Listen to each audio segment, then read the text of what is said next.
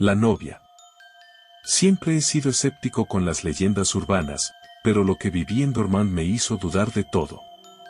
Viajé a Stowe con unos amigos el invierno pasado. La nieve cubría las calles y las luces de los negocios hacían que el pueblo pareciera sacado de una postal. Una noche, después de un compartir, alguien mencionó la historia de la novia del puente. Dicen que aparece en las noches cercanas a San Valentín, dijo Tom, sonriendo. Si la ves, no le hables, ni la sigas. Reímos, pero al final terminamos en el famoso puente cubierto. El lamento en la nieve. El puente estaba en silencio, salvo por el viento helado que se colaba entre las vigas de madera. ¿Y ahora qué? ¿Esperamos a que la novia se nos aparezca? Bromeé. Pero entonces, lo escuchamos. Un susurro entre el viento. Un sollozo ahogado. Mis amigos se quedaron en silencio, y yo sentí un escalofrío subirme por la espalda. Miré a mi alrededor, y ahí estaba. Apenas visible entre la neblina, una figura vestida de blanco se deslizaba lentamente sobre el puente. Su velo flotaba como si no obedeciera a las leyes del viento. No sé qué me hizo hablar, tal vez el alcohol o la adrenalina, pero susurré, ¿estás bien? Ella se detuvo en seco. El aire se volvió más pesado, como si algo invisible nos rodeara. Entonces, la figura giró lentamente hacia mí. Su rostro estaba pálido, pero lo que más me perturbó fueron sus ojos, negros, vacíos. Un grito desgarrador salió de su boca y la temperatura bajó de golpe. Corrimos. No miramos atrás. Nunca la llames. Al día siguiente, un anciano en la cafetería nos miró con seriedad cuando mencionamos lo que pasó. Cometieron un error, dijo. Le hablaron. Ahora los recordará. No sé si fue su gestión, pero desde esa noche, siento que algo me observa. Anoche, en mi ventana, apareció una marca en el vidrio. Como si alguien con los dedos helados hubiera escrito una palabra, ¿por qué me dejaste? Dicen que, si escuchas esta historia en la víspera de San Valentín, la novia del puente intentará comunicarse contigo esa noche. Si escuchas un sollozo en la oscuridad, no respondas. La violación. Historia basada en un hecho real. Kimberly Guadalupe fue encontrada muerta hace algún tiempo en un canal a cielo abierto al norte de la ciudad, en un sector en la colonia Santa Elena. Había sido violada y mutilada de una manera perversa. Presentaba huellas de tortura y tenía sus pechos mordisqueados y los genitales dañados por diversos cortes hechos con algún objeto afilado. Las autoridades hicieron sus primeras pesquisas sin entender quién o quiénes habían cometido tan horrendo crimen, mientras que reporteros amarillistas del Extra trataban de sacar una buena foto de la jovencita muerta y publicarla en la edición del día siguiente. Lo que quedaba de sus ropas estaban manchadas de sangre y en su ropa interior había restos de semen y varias joyas de fantasía que pertenecían a la jovencita. Tendría unos 14 años y era residente de la colonia Emiliano Zapata. El crimen en aquel entonces fue conocido por mucha gente gracias al Extra y no sería más que una estadística en las cifras de desapariciones y muertes de mujeres de la ciudad de Tampico. Siendo la familia de escasos recursos, la justicia no llegaría jamás para ellos. Lo extraño de este caso es la forma en que se descubrió el perpetrador del crimen y es de una manera algo escalofriante, sin desmeritar el hecho de la muerte de la joven. Después de aquellos días del asesinato de Kimberly, la gente poco a poco se fue olvidando de aquel acontecimiento. La vida cotidiana y las situaciones de riesgo que en aquel entonces se vivían en la ciudad hicieron que la gente se preocupara más por su seguridad. Fue una tarde de verano que una familia se dirigía a un convivio muy cerca del lugar donde fue hallada muerta la joven. Jennifer, la hija más pequeña de aquella familia, acostumbraba a jugar por esos alrededores.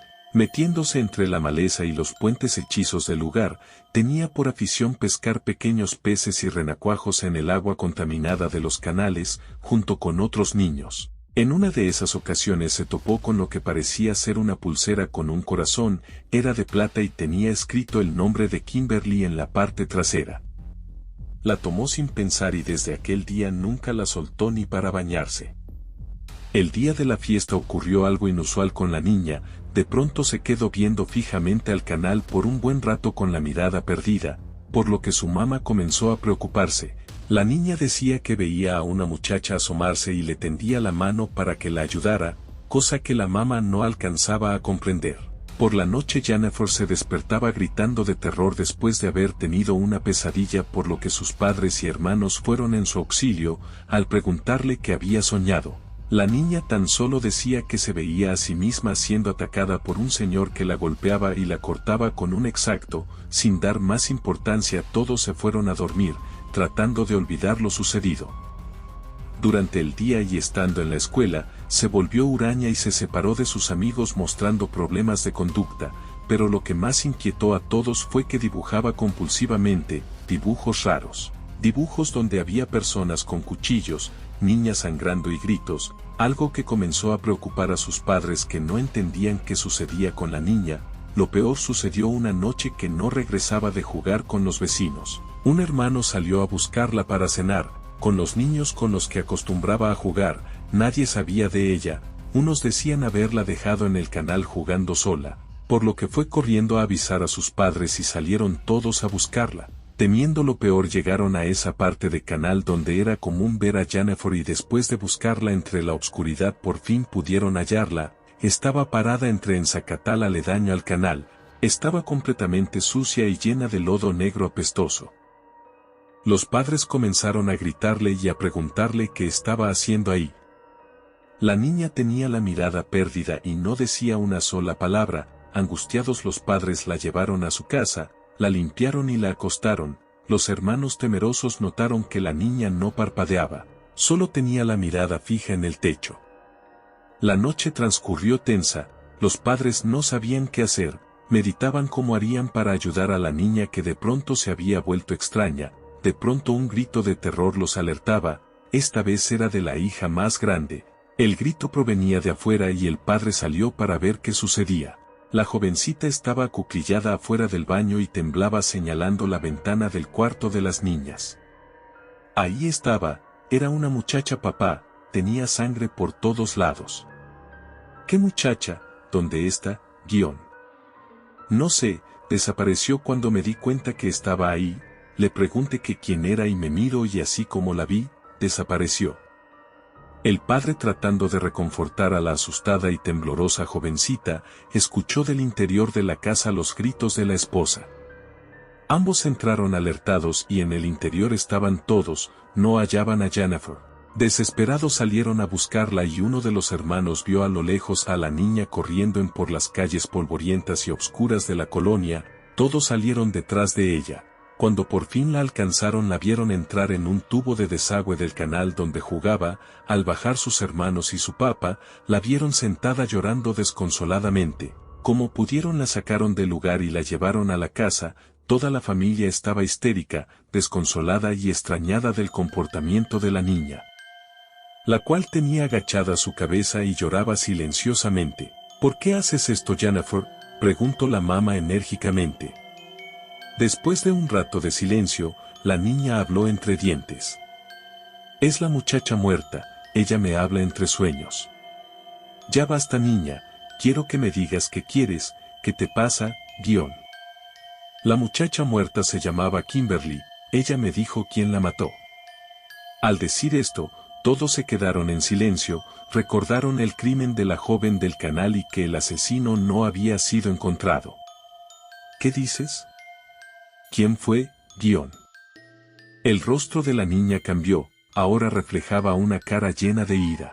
Alzó la mano en la que apretaba la pulsera de plata que encontró en el canal, y vio fijamente a su papá, que se encontraba en la habitación y lo señaló, diciendo con una voz grave y adulta.